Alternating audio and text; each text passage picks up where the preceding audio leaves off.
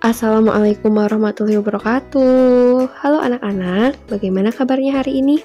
Semoga selalu sehat walafiat ya. Bertemu lagi dengan Bu Jui di mata pelajaran pendidikan agama Islam. Sebelum kita belajar, yuk kita baca basmalah dulu bersama-sama. Bismillahirrohmanirrohim. Materi yang akan kita bahas yaitu adalah sikap mandiri. Tujuan pembelajarannya agar anak-anak bisa mengetahui sikap mandiri dan juga anak-anak bisa mengetahui makna dari hadis tentang sikap mandiri. Sikap mandiri itu tidak menyandarkan tugas dan tanggung jawab kepada orang lain. Jadi, jika kita melakukan sesuatu, kita mengerjakannya sendiri, tidak selalu meminta bantuan orang lain, kecuali jika kita tidak bisa melakukannya. Jadi, berusaha terlebih dahulu, jika mengalami kesulitan, baru meminta bantuan orang lain. Jika belum mampu menyelesaikan tugas tersebut dan tanpa berusaha sama sekali, berarti itu tidak menjadi orang yang mandiri. Lawan dari sikap mandiri itu dinamakan sikap manja.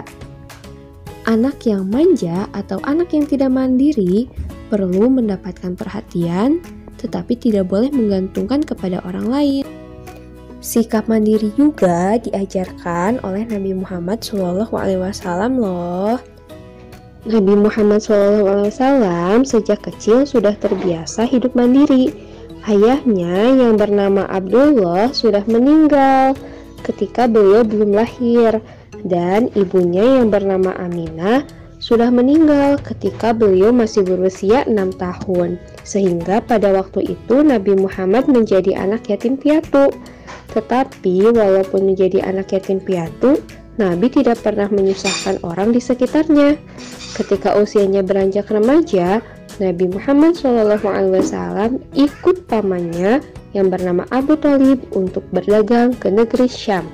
Di sana Nabi Muhammad SAW pergi ke pasar untuk berdagang mencari rezekinya sendiri.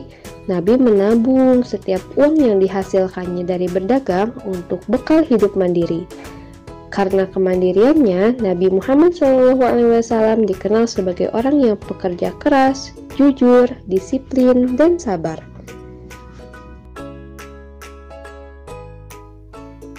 Anak-anak, apakah kalian sudah menjadi anak yang mandiri?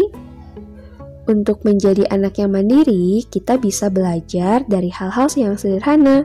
Misalkan seperti merapikan tempat tidur sendiri, mengerjakan tugas sendiri, makan sendiri tidak disuapi oleh orang tua, dan lain sebagainya.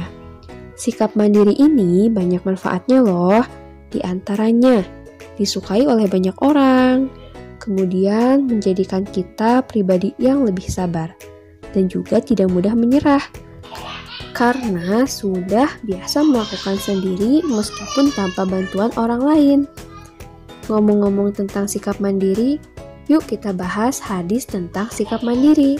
Kita baca bersama-sama ya. Bismillahirrahmanirrahim. Ani Zubair bin al-Awwam radhiyallahu anhu qala Rasulullah sallallahu alaihi wasallam la ayyakhudha ahadukum ahbalah thumma ya'til jabal fayatiya bihusmatin min hatabin ala dhahrihi fayabi'aha fayakuffallahu biha wajhah khairul lahu min ayyas alan nas a'tauhu aw mana'uh. Rawahul Bukhari. Zubair bin Awam radhiyallahu an berkata, Rasulullah Shallallahu Alaihi Wasallam bersabda, sesungguhnya jika seseorang dari kalian semua itu mengambil beberapa tali, lalu ia pergi ke gunung, kemudian ia datang kembali dengan membawa seikat kayu bakar di atas punggungnya, lalu menjualnya, kemudian dengan cara demikian itu Allah menahan wajahnya, yakni dicukupi kebutuhannya, maka hal semacam itu lebih baik baginya daripada meminta-minta kepada orang lain, baik mereka memberinya ataupun menolaknya. Hadis riwayat Bukhari. Nah, hadis ini menjelaskan bahwa kita harus menjadi orang yang mandiri, yang bekerja keras dengan menggunakan segala kemampuan yang dimiliki. Karena bekerja keras dengan tangan sendiri jauh lebih terhormat daripada menjadi orang yang meminta-minta. Seperti pepatah, tangan di atas lebih baik daripada tangan yang di bawah. Lebih baik kita memberi daripada kita meminta. Seperti itu anak-anak. Bagaimana anak-anak? Sudah paham materi yang Ibu jelaskan? Untuk tugasnya adalah sebagai berikut. Jangan lupa untuk pengumpulan tugas kebujui ya. Jika kalian ada yang belum dipahami, kalian boleh langsung bertanya ke Ibu ya. Dari Ibu dicukupkan sekian. Mohon maaf apabila banyak kekurangan.